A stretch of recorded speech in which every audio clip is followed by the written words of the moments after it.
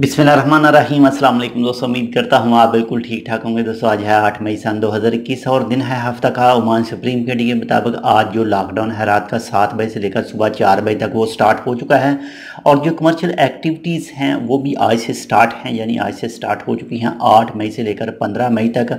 और जिनको इजाज़त है सिर्फ वही उनको ही अपनी दुकानें खोलने की इजाज़त है। इसके अलावा जो कुछ इस दौरान यानी 8 मई से लेकर 15 मई तक जिन दोस्तों की भी टिकटें वगैरह है जाना है उन्होंने ओमान से, तो वो जा आ सकते हैं, लेकिन उनके पास प्रूफ होना चाहिए कि वो वाकया ही एयरपोर्ट के ऊपर जा सकते हैं। बाकी इसके अलावा जितने भी एयरपोर्ट हो गए, इसके बाद में सी पोर्ट हो गए, वहाँ पर जो भी ट्रैफिक है उनको भी इजाज़त है। इसके बाद में महकमा हेल्थ के साथ वर्कर वगैरह, मीडिया वाले और जो 3 टन और 3 टन से बड़ी गाड़ियां हैं वो सबको इजाज़त है।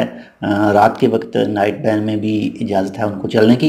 तो इसके अलावा पुलिस की तरफ से भी जो वार्निंग जारी की गई थी, इसके बाद में जो इनका महकमा है एम्बुलेंस वगैरह का, उनकी तरफ से भी वार्निंग जारी की गई थी कि जो मौसम के हालात हैं वो मज़ीद 10 मई तक ख़राब रहेंगे, यानी बारिश ज़्यादा आ सकती है, आंधी चल सकती है। तो इसलिए किसी भी एमरजेंसी में पुलिस के साथ रब्ता कर सकते हैं। इसके अलावा वादियों में पानी हो तो वादियों के पास जाने से गुरेज करें। और इसके अलावा जो अभी तक वीज़ा के हवाले से कोई अपडेट नहीं है, कोई डेट बताई नहीं गई कि कब खोला जाएगा। और फ़िलहाल के लिए जो लॉकडाउन की तारीख है वो 8 मई से लेकर 15 मई तक है।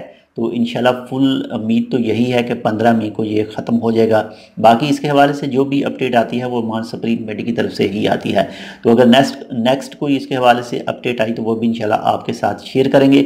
और इसके अलावा जो इंडिया की फ़्लाइट के हवाले से कुछ दोस्त कमेंट करते हैं तो उनकी रिप्लाई देता चलूँ कि अभी तक कोई भी ऐसी कोई न्यूज़ सामने नहीं आ सकी जिससे मेंशन किया गया हो कि इस डेट को या तो पाकिस्तान या बांग्लादेश या फिर इंडिया की फ़्लाइट खोल दी जाएगी। लेकिन एक जो न्यूज़ आई थी उसके मुताबिक ये कहा गया था कि जब तक इंडिया के केसों की तादाद नीचे नहीं आएगी तो तब तक फ़्लाइट खोलने का चांस नहीं है। और इसके अलावा एक इंडियन फैमिली जो दुबई में पहुंची है ओमान का 21,000 रियाल का एक स्पेशल त्यारा करवा कर।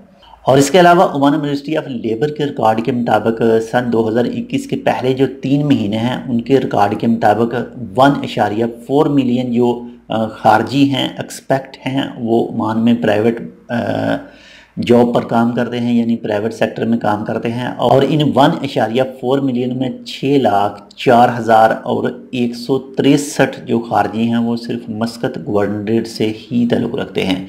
तो ये थी आज की कुछ चंद मेन अहम न्यूज़। उम्मीद करता हूँ आपको पसंद है। अगर आपको पसंद है तो लाइक कर दीजिएगा।